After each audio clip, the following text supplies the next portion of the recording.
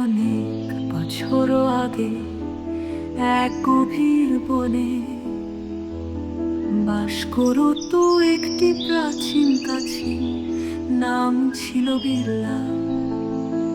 তার খোলস ছিল সবুজ ধূসর পাথরের মতো শক্ত, আর মুখে ছিল জ্ঞানের ছাপ।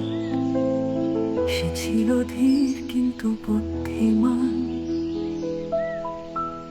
একদিন সেই বনের মধ্যে এসে হাজির হলো একটি যুবক হরিণ, নাম চঞ্চল। সে খুব দ্রুত দৌড়াতে পারত এবং ছিল দারুণ চঞ্চল ও কৌতূহলী। প্রথমে চঞ্চল বিড়ালকে দেখে হাসলো। হাহা, তুমি এত ধীরে চলে কিভাবে বাঁচো এখানে? বিড়াল হেসে বলল, ধীরে চলা মানেই যে পিছিয়ে পড়া।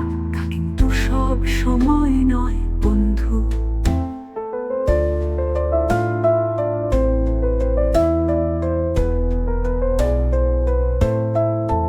এরপর ধীরে ধীরে ওদের মধ্যে এক অদ্ভুত বন্ধুত্ব গড়ে ওঠে।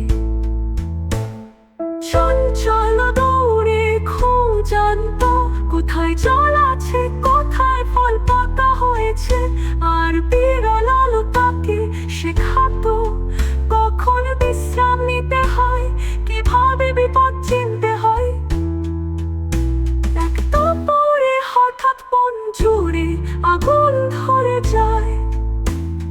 চঞ্চল ভয় পেয়ে দৌড়াতে থাকে। সে ভাবে বিড়াল তো ধীরে চলে, সে তো আগুনে পুড়ে যাবে।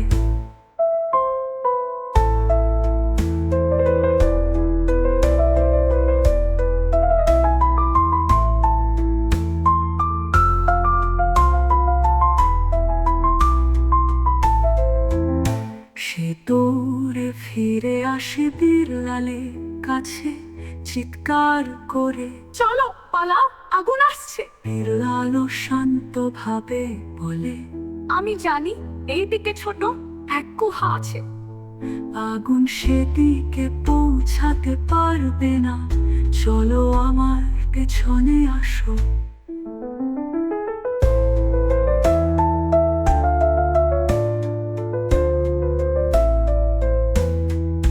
চঞ্চল তার সব করতে ভুলে বিড়ালের পেছনে ধীরে ধীরে গুহার দিকে যায়।